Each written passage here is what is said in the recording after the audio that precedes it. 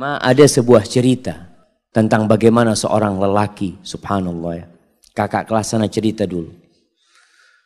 Bicara nikah nggak harus punya pekerjaan tetap, tapi tetap bekerja. Biasanya kan orang tua bingung ngelihat, nah itu calon suamimu kerjaannya belum tetap, nah kata dia. Dia kerjanya serabutan. Alhamdulillah, yang penting mau bekerja. Rizki itu tidak harus dengan bekerja, jamaah. Subhanallah, ada rizki dari arah yang tidak disangka-sangka. Yang orang gak akan berpikir, ya Allah kok bisa fulan dapat rizki itu. Itulah Ar-Razzaq Dzul Quwwatil Matin. Kembali ke cerita bagaimana seorang lelaki ketika dia mau melamar seorang wanita. Itu subhanallah. Perempuan itu setiap dilamar oleh laki-laki, yang lamar ini orang-orang sukses jamaah. Semuanya mundur. Karena apa? Karena orang tuanya ketika datang itu lelaki melamar ditanya, mau dikasih berapa anak saya? Di sini berapa pasarannya, Ustaz? Nah, nggak tahu, Ustaz. Berapa pasarannya di Banjar, jemaah? Berapa? 30? Ada 50? Iya. Oh, yang 50 yang bagus, jemaah.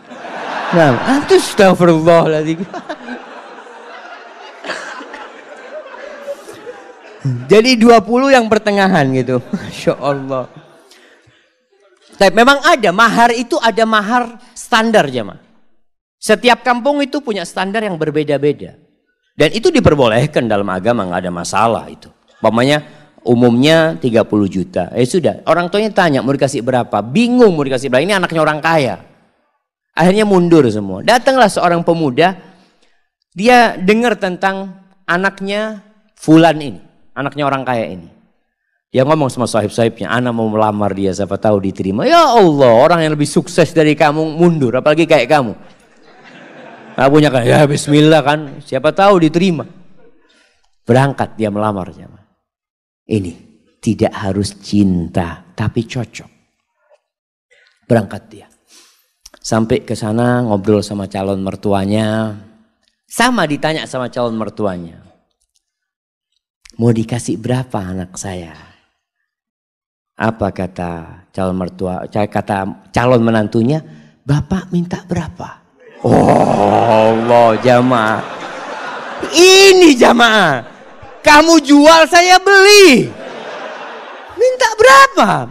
Masya Allah. Karena dia memang maklar jamaah. Dia itu kerjanya maklar kemana-mana. Jadi ngomong gitu tuh biasa dia. Dia minta berapa Bapak gitu. Waktu itu sebelum Krismon jamaah. Oh zaman ini ceritanya jamaah. Kata orang tuanya berapa? 15 juta nggak apa-apa kata dia. Cuma 15 juta paman kata dia. Subhanallah jemaah. Jangan paman. Masa anaknya Ami yang dari kecil Ami rawat ya. Ami besarkan, Ami sekolahkan cuma dihargai 15 juta. Ami anak kasih 1 miliar. Betul ini ceritanya jemaah. Tapi sekarang anak gak punya duit. Iya, memang dia gak punya duit. Artinya dia ingin ngasih gitu jemaah. Antum ketawa. Subhanallah jemaah. Subhanallah. Akhirnya ya sudah. Diterima jemaah. Itu keluar dari sana teman-temannya bingung. Kok bisa diterima kamu kata dia. Ada ceritanya kata dia. Masya Allah. Akhirnya menikah. Menikah dengan utang dia. Mahar itu boleh utang. Makanya ketika antum menikah, kan orang tua mengatakan maharnya sekian tunai atau utang. Walaupun anak nggak pernah dengar yang utang jemaah ya. Karena yang disebutkan maharnya itu cuma 100.000, 1 juta, seperti itu. Padahal kadang-kala maharnya di zaman sahabat itu, maharnya itu 1 kebun kurma. Jemaah. Isinya 400 pohon. Jemaah. Berapa miliar itu jemaah. Nah, itu bisa utang. Akhirnya menikah. Setelah menikah tetap kerjanya serabutan dia ya, maklar, jual ini, jual itu.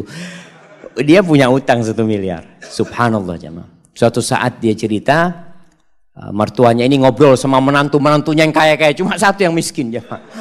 Yang kaya-kaya. Ngobrol masalah durian jemaah. Oh, Masya Allah, durian yang enak, durian ini, itu macam-macam. Akhirnya si menantunya yang miskin ini minta izin. Paman, ana mau keluar dulu sebentar ya, kata dia. Akhirnya dia keluar rumah. Ke tempat sohibnya, pinjem duit 20.000. Ana pinjem duit 20.000. Buat apa ini?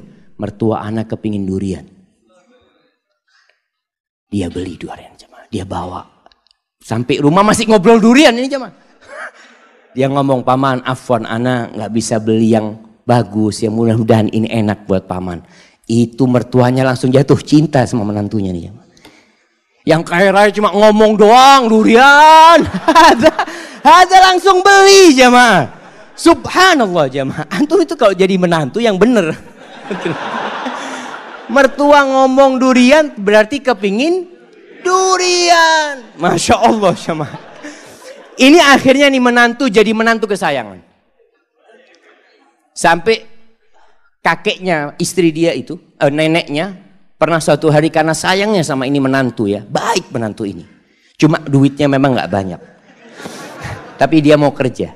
Makanya ketika itu dia mengatakan lupa. Salah satu yang diucapkan kepada calon mertuanya nih, paman ana sekarang nggak punya duit. Tapi alhamdulillah Allah kasih anak akal bisa berpikir. Allah kasih anak lutut, anak bisa berjalan. Anak insya Allah akan lunasin hal itu. Subhanallah. Sampai suatu hari dia dipanggil sama neneknya istrinya. Kata neneknya, nak, nenek ini punya duit 500 juta. Nenek mau kasih buat kamu. Subhanallah, jemaah. Si menantu malu, jemaah. Janganlah nenek kalau mau kasih ke cucunya nenek. Biar nanti anak pinjam, anak putar duitnya. Masya Allah. Antum ketawa. Ini laki-laki terhormat, jemaah. Artinya dia nggak mau terima. Dia nanti mau pinjam sama istrinya. Kalau sudah punya istrinya dia bisa pinjam. Masya Allah, jemaah. Akhirnya diberikan kepada istrinya, duitnya diputar, dia lunasin 1 miliar, jemaah. Maka carilah lelaki tadi yang nggak harus punya pekerjaan tetap. Masih banyak masyarakat Indonesia itu yang berpikir kalau cari pasangan hidup yang pegawai, yang sudah punya gaji tetap. Jangan sama orang yang baru usaha kecil-kecil nanti bangkrut dia katanya. Kalau pegawai kan ada jaminan nanti, ada jaminan masa tua macam-macam. Lah, nggak harus. Maka itu kriterianya. Allah Subhanahu wa taala mengatakan, "In yakunu fuqara yughnihimullah min fadlih. Wa ankihul ayama minkum wassalihin min ibadikum wa imaikum in yakunu fuqara yughnihimullah fadlih." Kalau mereka orang-orang fakir yang kalian nikahkan, Allah yang akan cukupi. Kejadian ini kejadian lain. Ada seorang wanita menikah dengan seorang lelaki karena dia sukses. Subhanallah, ketika suaminya bangkrut, minta cerai. Padahal sudah punya anak. Karena dia berpikir mau hidup senang dengan kekayaan. Wallahi jamaah ketahuilah. Kebahagiaan itu tidak didatangkan dari luar. Kebahagiaan itu tuh bukan di rumah yang mewah. Bukan di mobil yang mahal. La, kebahagiaan itu sesuatu yang ada dalam jiwa antum. Nerima. Irda bima qasamallahu lak takun aghnan nas. Kata Nabi SAW, ridholah engkau dengan apa yang Allah berikan kepadamu. Engkau akan jadi orang paling kaya, kata Nabi SAW. Tapi adapun kalau mau cari istri, maka Rasul SAW mengatakan, tungkahul mar'ali arba. Wanita itu dinikahin karena 4 hal. Nah, yang sudah menikah bisa sebutkan, anak kasih hadiah. Nah, yang sudah menikah. Antum sudah nikah. Nah, berdiri. Karena kecantikannya. 4. Karena kekayaannya. Karena keturunannya, nasabnya. Karena enggak mandul. Agamanya mana? Taib, tunggu dulu pertanyaannya. Antum menikahi istri antum nggak nyebutkan agama, berarti antum cuma 3. Kenapa antum nikahin istri antum?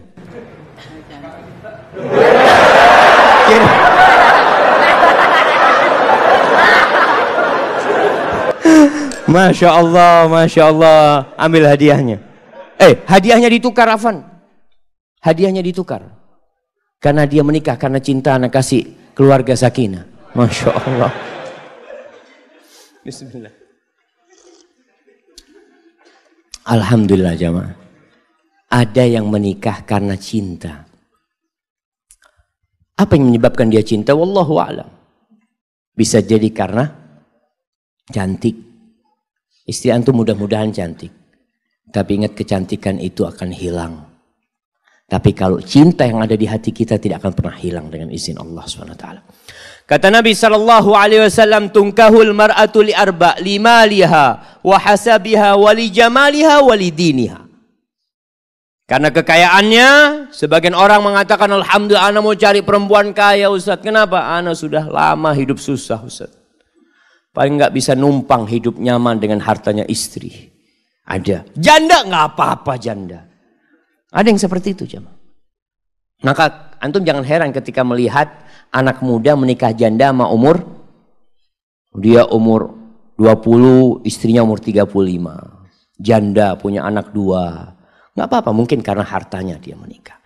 Yang kedua, karena nasabnya yang mulia. Keturunan Raja Banjar. Masya Allah. Yang ketiga, karena kecantikannya. Ini normal orang menikahin wanita karena kecantikannya. Yang keempat karena agamanya. Lalu apa kata Nabi SAW? Fadfar bidzatid din taribat yadak. Kalau engkau ingin beruntung dalam kehidupanmu, engkau ingin merasakan kebahagiaan, keharmonisan dalam rumah tanggamu, fadfar bidzatid din. Berbahagialah engkau mendapatkan agama, mendapatkan wanita yang agamanya baik. Seperti tadi kita bicarakan, ada standar minimal perempuan baik secara agama. Apa? Apa jemaah? Melaksanakan kewajiban.